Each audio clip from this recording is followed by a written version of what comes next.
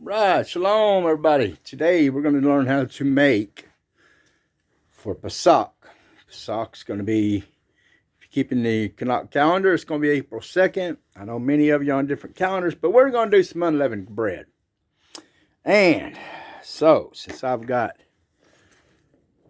a recipe that's pretty easy, and everybody knows I love to bake bread. I love bread. So, I'm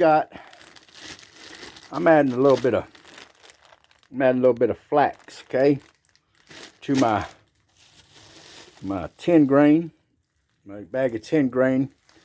I've got all kinds of different grains here that I can do different breads and stuff with. But I put it in my little hand grinder. I'll let you see. There's just a little bit left down in there. And basically, this is what it's going to come out to look like. I like that flax a little. That flax in there is just a little bit nutty still. That flax in there is just a little bit nutty still. Now what I mean by that is I left it with a little bit of texture. So we're going to run this thing around here.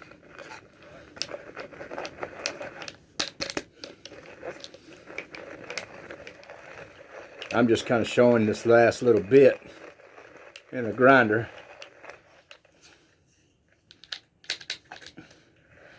What it's going to do. And I don't know if you can see it falling in the inside here or not, but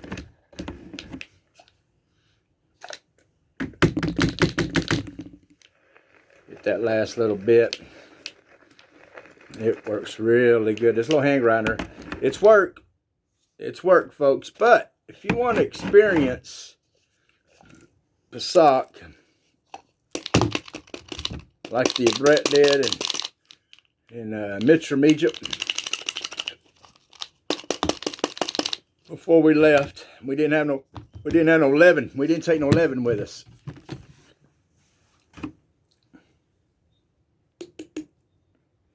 You see, looks good, doesn't it?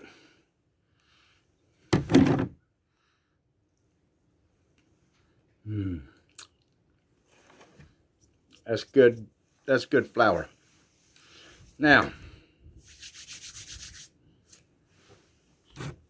I've probably got, I don't know, maybe a cup. It calls for about a half a teaspoon of salt. Throw it in there. Oh, I didn't measure it. Just a pinch, okay? All right. And then it's going to call for a little bit of water. Okay.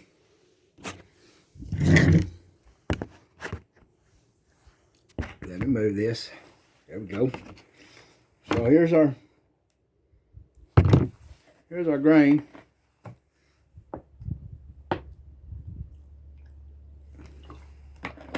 There's our salt and our water. That's all it is, folks. Okay. And then I'm going to mix this up. Now, I'm not measuring. I don't measure, folks. Alright? Just so y'all know. But I know what the consistency of what this is supposed to look like. And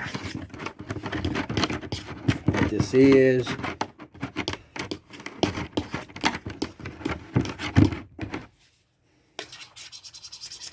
Now, if you understand and you know anything about flax, flax is something we're supposed to wear. This is a flax shirt. I wear flax and cotton. Okay, it has real energy level inside it. Okay, and boy, this is nice. So it has an energy level of force that turns, and it goes the opposite direction than regular electricity does. Like in your home, it runs the opposite current. And since the PSaCh is a tempo, it's a current, this frequency runs the same direction from right to left instead of left to right. So it goes together. Now, I just started doing wearing flax linen last year. And I'm testing Yahuwah with it. And so I'm adding flax into my body also. So I'm adding it into the grains. So I can get my energy level and get everything in my brain and my mind functioning and have the mind of Yahushua. Most of everybody don't realize that in the Torah, our main grains were wheats, flax. Boaz was sifting the flax. Okay? When Ruth came along. And it's beautiful. So here we have the consistency of a little bit of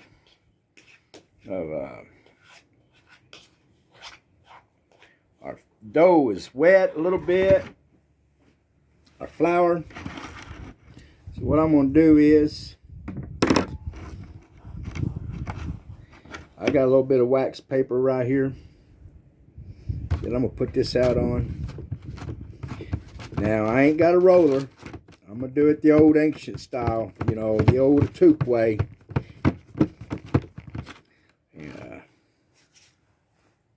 That's that's so good. All right. So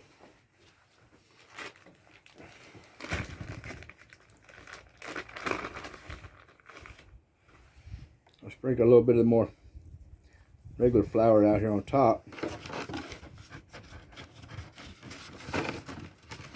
so it don't stick.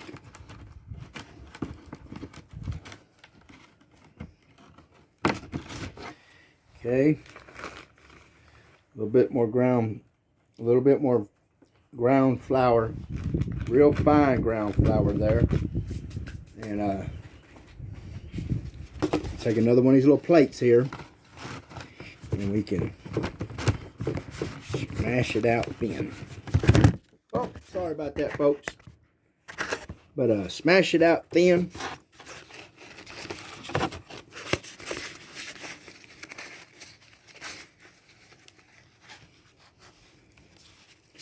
Smash it out thin.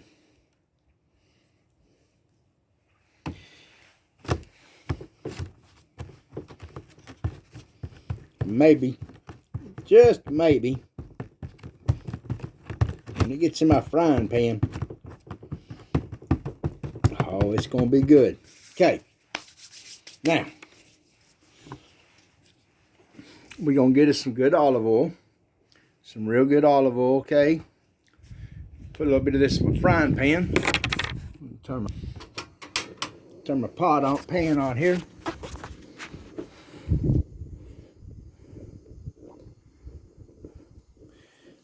Put a little bit of olive oil in your pan. Get your pan hot. Get the grease good and hot. Block some of that wind. Boy, look at that right there. Doesn't that look good?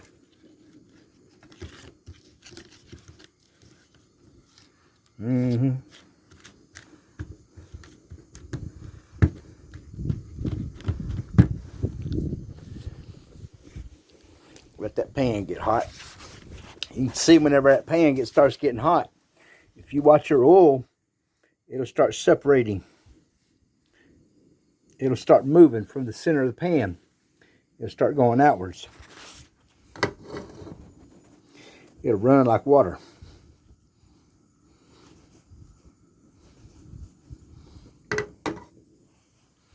Get the pan good and hot. Get the pan good and hot. And get our flatbread here.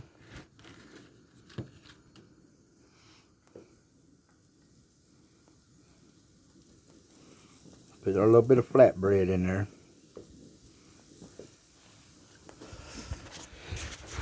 Yep, it's going to be good. And there's enough in this bowl right here.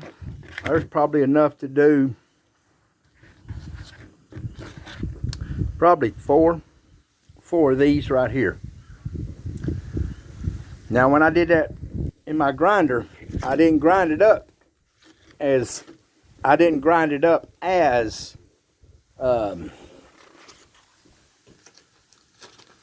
floury as you would if you got it this fine. It's a little bit more nutty. It's a little bit more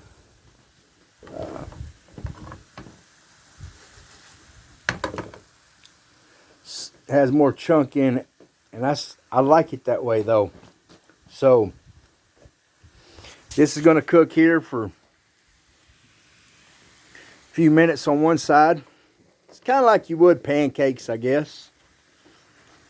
And it's going to brown a little bit. Flour don't take long. That's all you're doing. You're browning. Now let's talk about this for. Let's talk about what we're actually doing. You know the Hebrew word for manna, right? But it's not the word manna. That's Greek. That's in your English scripture books. Translators put in there. The real word for it is man. Mem, none. And what is mem, none? Mem is water. And none is seed. And so to make manna, man, and we ask, what is it? Oh boy. The seed dries out. When that plant produces this seed right here, when them plants produce them seeds dry out. All the moisture, the water that's naturally in that seed, it goes out. It evaporates. And so this becomes dry. And so in order to make lechem, bread, or manna bread, all we're doing is grinding the grain up.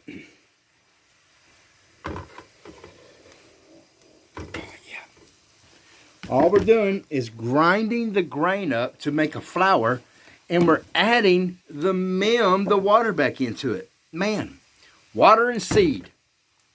Now, I added a little bit of salt, some good little kosher salt. And, of course, if you look at mem, the letter mem is two mems, two waves of water. Not only is the seed have a moisture, a water that we put back into it, but seed also makes oil. And mem is two waves of water or two forms of liquid. So, boy, look at that right there. I got that looking good. It's going to be good. So, just something to think about the word man in the picture loaf bit. How we gonna? It's a simple process. It's a very simple process. We're doing the same thing. Only thing that we're doing is adding the esh, the fire, back into it. And what's ironic about the word esh is the aloof and the shin. And in the Ancient of Days, the aloof, the ox,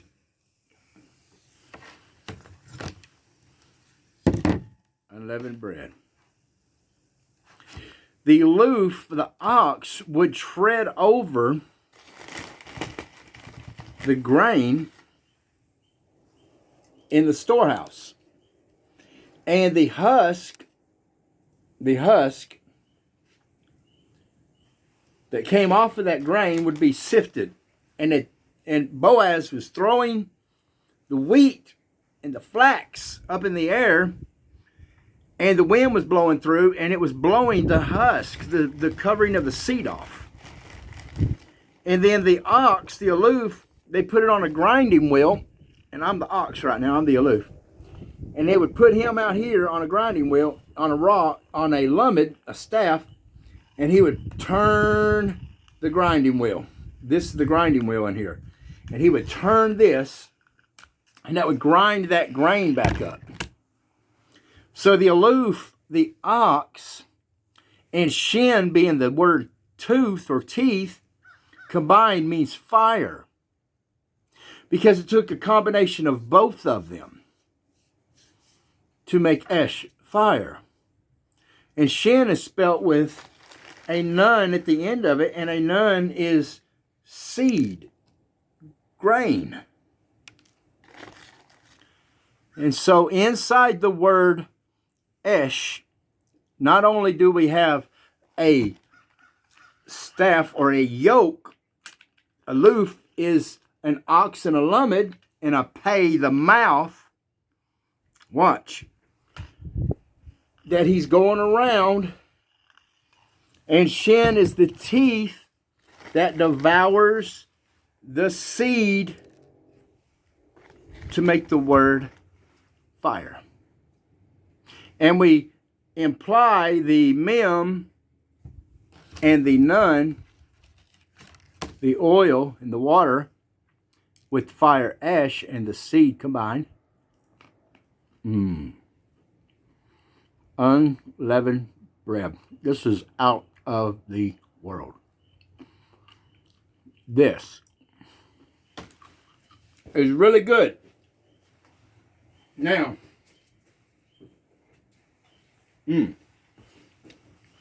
that is good. Now, we're going to do a little bit extra because we were going to the land, the promised land, right? Flowing with milk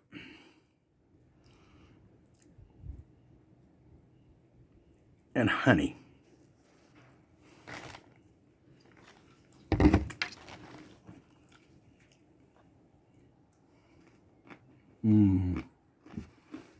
Oh, man.